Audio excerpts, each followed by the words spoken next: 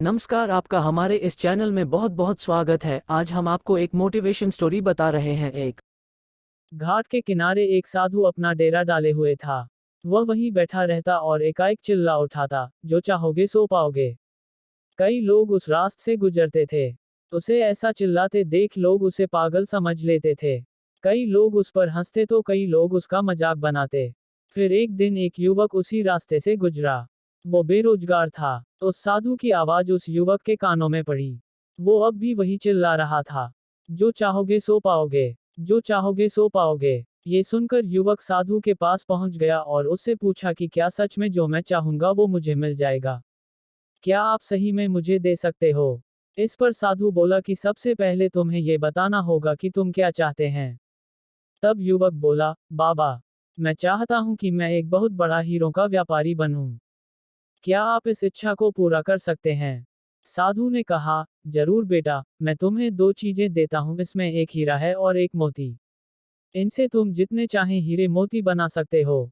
ये सुनकर युवक बेहद खुश हो गया। साधु ने युवक से कहा कि वो अपनी दोनों हथेलियां आगे बढ़ाए।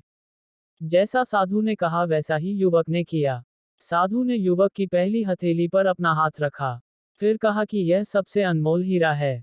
इससे तुम जितने चाहें हीरे बना सकते हो। ये हीरा समय है। इसे मुट्ठी में जकड़ कर रखना। इसे कभी भी हाथ से निकलने मत देना। फिर साधु ने युवक की दूसरी हथेली पर मोती रखा और कहा कि अगर किसी भी काम में समय लग रहा हो तो इस मोती को धारण कर लेना। यह मोती धैर्य है। इससे तुम जो चाहो वो हासिल कर पाओगे। साधु की बातें सुन युवक ने धन्यवाद किया और वहां से चल दिया।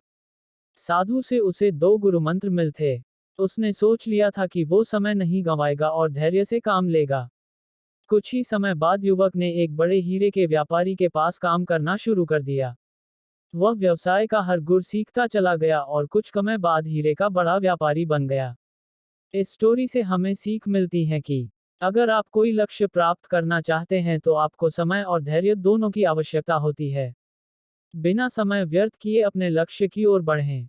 साथ ही किसी भी समय में अपने धैर्य का दामन न छोड़ें। यदि हमारा यह वीडियो आपको पसंद आया तो हमारे चैनल को लाइक, शेयर और सब्सक्राइब कीजिए। बहुत बहुत धन्यवाद।